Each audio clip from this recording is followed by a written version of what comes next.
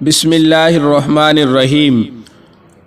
ابان ہندہ بنت نعمان بن بشیر الانصاریہ نامی ایک بہت ہی حسینہ جمیلہ فصیحۃ اللسان ادیبۃ الزمان خاتون تھی۔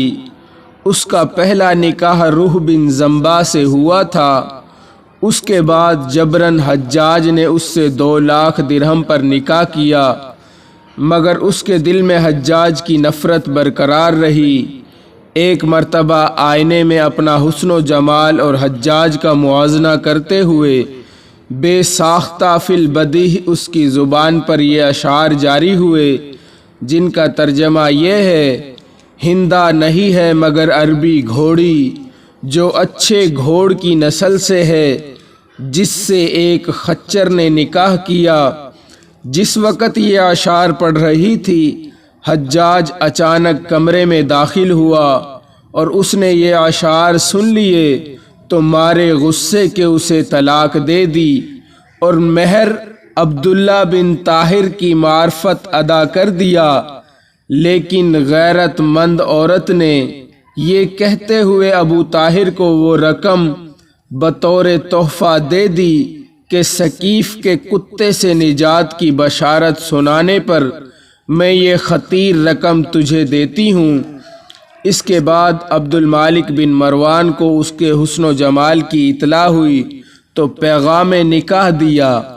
عورت نے جواباً ایک تحریر لکھی جس کا مضمون یہ تھا کہ امیر المؤمنین کو معلوم ہونا چاہیے کہ برتن میں کتے نے منہ ڈال دیا ہے۔ خط پڑھ کر عبد المالک خوب ہنسا اور جواب میں لکھا: جب کتا برتن میں منہ ڈال دے 7 مرتبہ اس کو دھویا جاتا ہے، تم بھی برتن کو دھو لو، قابل استعمال ہو جائے گا۔ ہندہ نے عبد المالک کا جواب پڑھ کر انہیں لکھا کہ امیر المؤمنین باخدا میں اس شرط کے ساتھ نکاح کے لیے راضی ہوں کہ میری رخصتی کے وقت حجاج ابن یوسف ثقفی میری سواری کی نکیل تھام کر مارا، سوریہ میں ایک شہر کا نام ہے، سے لے کر آپ کے شہر تک مجھے پہنچائے، اس حال میں کہ وہ ننگے پاؤں پیدل چل رہا ہو اور نیز وہ اپنے آباء و اجداد کے اصلی شتربانی لباس اونٹ کے چرواہوں کی پوشاک میں ہو۔ یہ شرط سن کر عبد المالک ہنس ہنس کر لوٹ پوٹ ہو گیا اور شرط منظور کرتے ہوئے حجاج کو اس کا مکلف کیا۔ بادشاہ کے حکم کے سامنے حجاج کی کیا حیثیت! حجاج بے بس ہو گیا اور چاروں ناچار اسے امتثال امر کے لیے تیار ہونا پڑا۔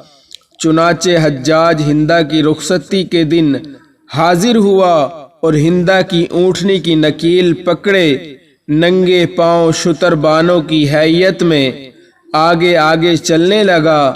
ہندہ کے ساتھ سہیلیاں اور خادمات تھی۔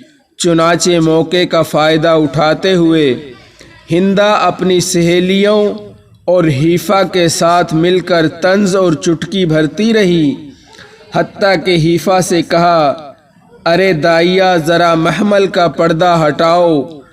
اس کے بعد حجاج کو دیکھ کر زوروں کے قہقہے لگائے۔ اسی طرح استہزاء اور مذاق اڑاتی ہوئی جب عبد المالک کے شہر سے قریب ہوتی تو اس ادیبۃ الزمان دلہن نے عجیب و غریب انداز سے اپنی ذہانت و فطانت کا لوہا منوایا کہ حجاج کو منہ کی کھانی پڑی۔ شاید ایسی تحقیر و تذلیل اس کی کبھی نہیں ہوئی ہوگی۔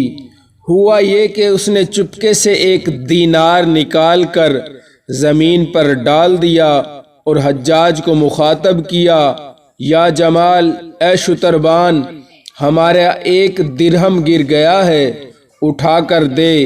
حجاج زمین پر درہم ڈھونڈنے لگا مگر اسے دینار ہی نظر آیا تو کہنے لگا: یہاں دینار ہے، درہم نہیں۔ ہندہ نے کہا: نہیں، وہ تو درہم ہی تھا۔ اس نے پھر کہا: ارے دینار ہی ہے۔ اب موقع پا کر استعارہ کرتے ہوئے کہنے لگی: میں اللہ کا شکر ادا کرتی ہوں، گرا تو میرا درہم تھا مگر بدلے میں اس نے دینار عطا کیا، یعنی تجھ حقیر کے بدلے عبد المالک بن مروان جیسے بادشاہ وقت کی زوجیت کا شرف بخشا۔ حجاج پوری بات سمجھ گیا اور بے حد شرمندہ ہو کر خاموش ہو گیا اور اس سے کوئی جواب نہ بنا۔ اس طرح وہ عبد المالک بن مروان کے پاس پہنچ گئی۔